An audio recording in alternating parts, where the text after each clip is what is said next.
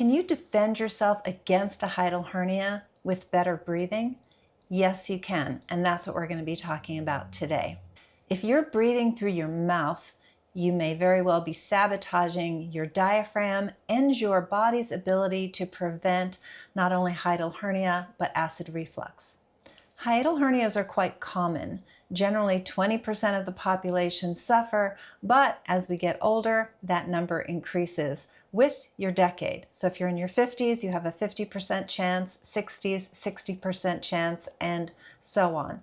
The most common hiatal hernias are small and sliding. 95% of them are sliding, which means your stomach pushes up above your diaphragm, but it comes back down. Today, I'm going to show you the hidden link between posture, breathing, your diaphragm, and spikes in your abdomen, and what you can do about all of it naturally. Your body's natural anti-reflux barrier has two main components. One is in your esophagus, the other is in your diaphragm, and they're actually anatomically superimposed right upon one another when everything's in the right place. So at the bottom of your esophagus, just before your esophagus connects to your stomach, is a valve. It's called the lower esophageal sphincter, but it's a valve that closes after food passes so that food can't go back up the wrong way and acid can't go back up the wrong way. And your diaphragm has an opening and your esophagus passes through, and right where that esophagus passes through, there's a circular structure that acts as what's called a pinchcock system that pinches off the esophagus, preventing acid from going up and preventing food from going up. And as I said, these are superimposed upon one another as long as that stomach's in the right place. But with hiatal hernia, the stomach is pushing up above, and now those barriers are breached, hence more likely to get acid reflux, more likely to get a hiatal hernia. So where does breathing fit into all of this? When you are a belly breather, which is what you should be doing, you are exercising your diaphragm to bow down and then push back up, and bow down and push back up. And that's natural breathing, and that's giving the diaphragm a lot of good exercise, making it strong and making that valve system work very well. But if you are breathing through your mouth, you're a shallow breather. You're more breathing with your chest and your shoulders. You're not giving your diaphragm that nice exercise. And the diaphragm it bows down and then it pushes up, but it has that bow-like structure. When you are a mouth breather and you're not exercising the diaphragm, it kind of flattens out. So its ability to function in its anti-reflux barrier ability is compromised. Posture is altered with mouth breathing. People tend to have a forward head tilt, which puts a lot of strain on their neck and their what's called upper accessory muscles, so the trapezius, because with that shallow breathing, you are breathing with your shoulders. The head pushes forward, and what that does is it puts strain on the vagus nerve, which travels down the front of your neck, along with your phrenic nerve, which comes out of the base of the neck and goes to your diaphragm. So there's a lot of mechanics that are changed when your posture, it has this forward head tilt, and that is commonly associated with shallow breathing. Pressure dynamics are also altered. So what we talk about a lot with hiatal hernia is that the stomach is being squeezed. There's pressure in the abdomen that's squeezing on the stomach, and it has no choice but to send its acid up into the esophagus. This is tied into the diaphragm. When you are a mouth breather and you've got the shallow breathing occurring, we talked about the integrity of the diaphragm to bow down and have that strength to clamp off the esophagus, preventing reflux, but also just the very nature of the diaphragm moving the way that it should. It maintains a nice pressure balance between your chest and your abdomen. When that diaphragm flattens out and weakens, you're more likely to get pressure spikes in your abdomen, whether you're coughing, lifting, even sleeping. And this creates more likelihood of acid reflux and hiatal hernia. Research shows that when someone has a weakened diaphragm, those pressure spikes are quite dramatic. When the diaphragm is healthy, you don't get a abrupt spikes of pressure that occur when the diaphragm is weak. And that has been proven in studies that look at coughing, straining, lifting. Research shows that diaphragmatic breathing actually supports the function and strength of that lower esophageal sphincter when the diaphragm is functioning as it should. This leads to decreased acid reflux and hiatal hernia. We can look at pressure in the chest as well, especially when someone's asleep and is a mouth breather. You tend to get spikes of drop of pressure. So instead of pressure increasing in the abdomen, it's dramatically dropping in the chest because somebody's having difficulty breathing. They have exaggerated breathing when all of a sudden they're catching their breath, if they have like an apnea situation, or if they're snoring. So you get these dramatic spikes of decreased pressure, and that tends to reflexively increase the stomach getting pulled up because of the drop in pressure.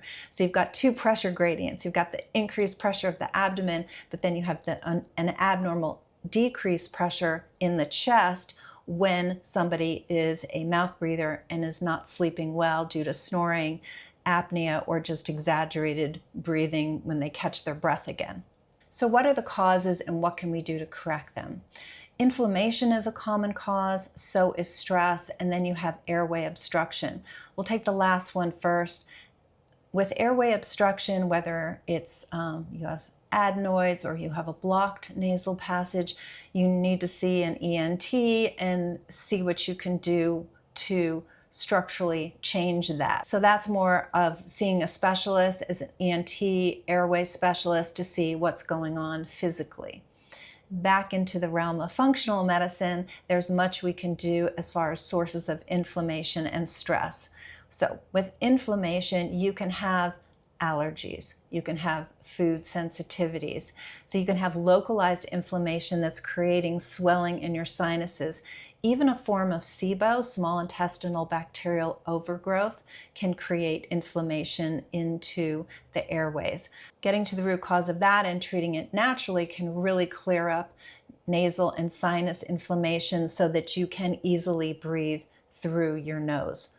There's also systemic inflammation. So there's inflammation throughout the body that's also concurrently creating inflammation into the nasal passages. So now you're looking at things like a microbiome imbalance. You have dysbiosis, too many bad bacteria in your colon versus good bacteria. You can also have toxicity issues like mold or heavy metal that are creating these system-wide, body-wide issues. So you want to find out what that is. And you know, when somebody can't breathe through their nose, they're thinking, okay, look at my nose, what's wrong with my nose?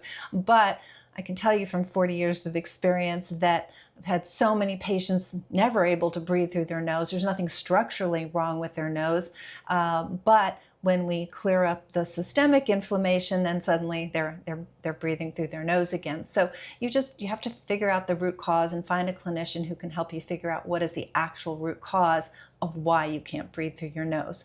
Now, stress is another really interesting one because when we talked about the vagus nerve a little bit, and the vagus nerve kind of helps direct your parasympathetic nervous system, which is your rest, digest, and relax nervous system. Counter to that is the sympathetic, which you hear as the fight or flight nervous system. And when you're in fight or flight, if that's the stress mode your body's in for whatever reason, whether it's life is giving you a lot of stress or your gut imbalance is giving you a lot of stress or both, regardless, when you're in fight or flight, you tend to be a shallow breather. And so if you think about sort of being in a panic or having an anxiety moment, you're shallow breathing and you're getting a lot of oxygen, but you're not getting enough carbon dioxide, and you shift away from the vagus, away from the parasympathetic into the sympathetic. And so that's where that shallow breathing is not utilizing the diaphragm enough. So I'm not talking about brief moments of stress. I'm talking about somebody who's sort of a chronic person who's chronically stressed. They know it. They don't sleep well. They tend to be a shallow breather. They can't get belly breaths. Their diaphragm has gotten weakened because of lack of that. So with that, we shift into, okay, why are we predominantly in fight or flight? And some common reasons, there's certainly lifestyle stress, but there's also the microbiome or the gut imbalance that's not allowing you to make, as one example, not enough serotonin, the relaxing hormone, because your gut is imbalanced. And that is a beautiful gut-brain connection that is fascinating to learn, that your brain will not secrete enough serotonin if you don't have good bacteria in your gut. So just, that's not the connection to beat all connections. I don't know what is, but that's very well known and established, and research has proven it. So that's why we need to sort of stand back and say, okay, what is the root cause here? Why can't I breathe through my nose? And go down a little checklist and get somebody to really help you. So I hope this was informative. There's a lot of information, I know, but pretty fascinating, I think.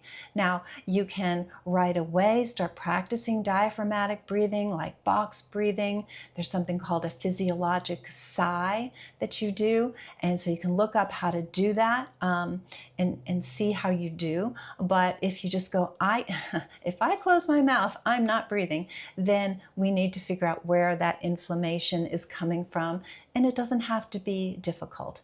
So I hope this was informative and helpful. If it was, share it with a friend who you think might have this problem, or your partner who's maybe keeping you up at night snoring. And send me a comment. I love your comments. I answer all of them. Subscribe to the channel, and we'll talk soon.